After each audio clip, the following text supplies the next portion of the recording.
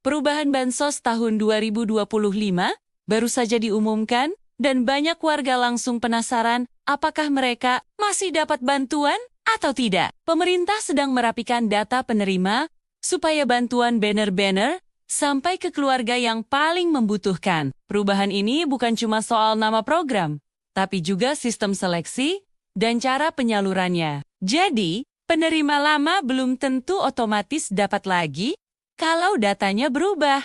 Banyak daerah sekarang pakai sistem digital supaya pengecekan bisa lewat HP.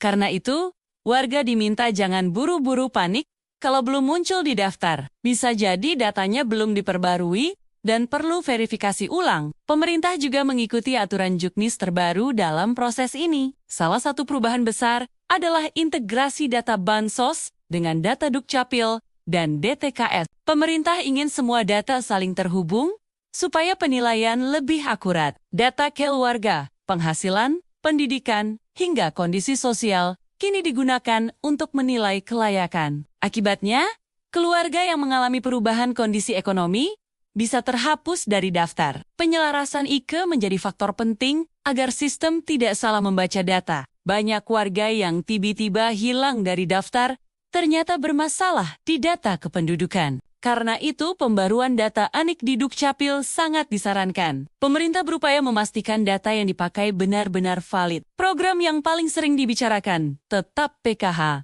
BPNT, dan BLT daerah. Setiap program punya kriteria khusus yang tidak selalu sama antara satu dengan lainnya. PKH lebih fokus pada keluarga sangat miskin dengan komponen tertentu seperti anak sekolah, ibu hamil, dan lansia. Sedangkan BPNT lebih menekankan bantuan pangan non-tunai. Karena kriteria berbeda, satu keluarga bisa dapat satu program tapi tidak program lainnya. Tahun 2025 juga dilakukan pengetatan verifikasi untuk menghindari penerima ganda yang tidak sesuai aturan.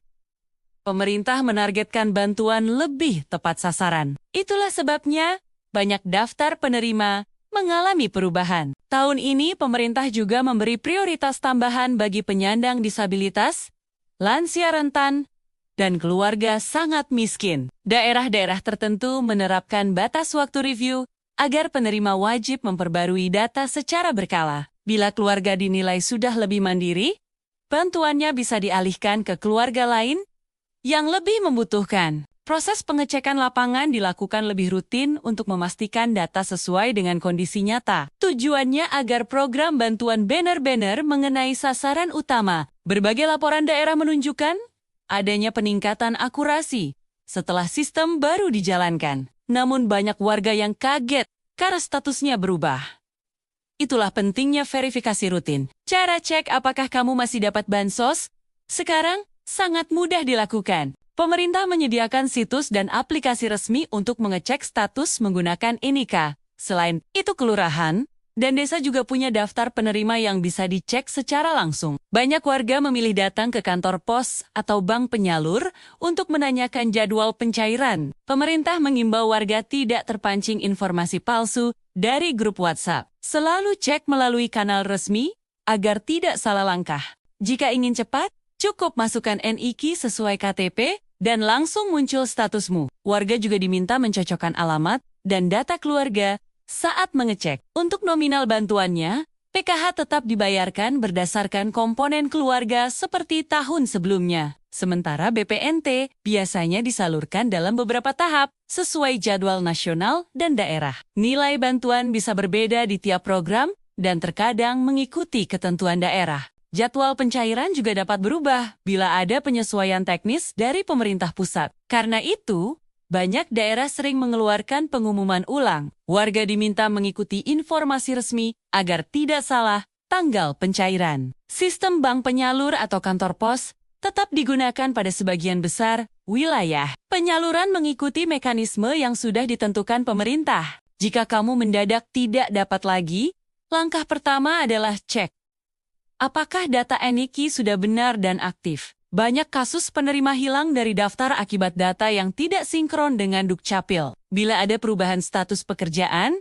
alamat, atau jumlah anggota keluarga, datanya harus diperbarui. Warga bisa mengajukan keberatan ke Dinas Sosial bila merasa memenuhi syarat, tetapi tidak terdaftar. Terkadang ada masalah teknis pada rekening atau kartu bantuan sehingga pencairan tertunda. Kantor pos atau bank penyalur bisa membantu pengecekan. Semua dokumentasi seperti KTP dan KK harus dibawa untuk memudahkan verifikasi. Dengan begitu, proses peninjauan bisa berjalan lancar. Tahun 2025 juga muncul beberapa program tambahan seperti paket sembako untuk wilayah rawan pangan di beberapa daerah. Program semacam ini sifatnya situasional dan diberikan sesuai hasil pemetaan kerawanan pangan. Jadi, meski tidak mendapat program reguler, masih ada peluang menerima bantuan khusus. Penyaluran biasanya dilakukan lewat dinas sosial atau penyalur lokal yang ditunjuk pemerintah.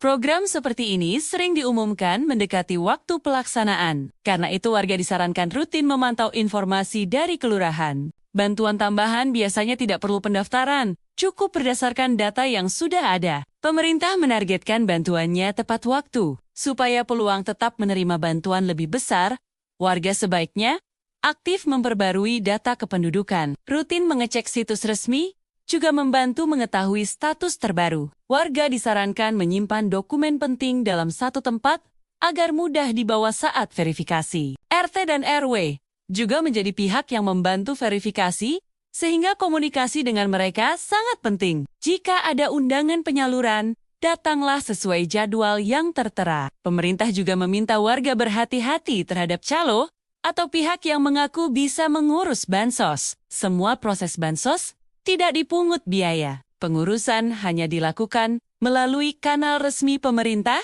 Pada akhirnya, perubahan bansos 2025 memang cukup besar dan membuat banyak warga bertanya-tanya. Pemerintah melakukan pemutakhiran karena ingin bantuan lebih tepat sasaran dan mengurangi kekeliruan data. Status penerimaan tiap keluarga kini bergantung pada kondisi ekonomi dan akurasi datanya. Cara terbaik untuk memastikan hak bansos tetap aman adalah rutin mengecek dan memperbarui data. Jangan hanya mengandalkan kabar dari tetangga, tetapi cek langsung ke sumber resmi. Bila masih bingung, kelurahan dan dinas sosial siap membantu proses pengecekan. Semoga informasi ini membantu kamu memahami perubahan bansos terbaru.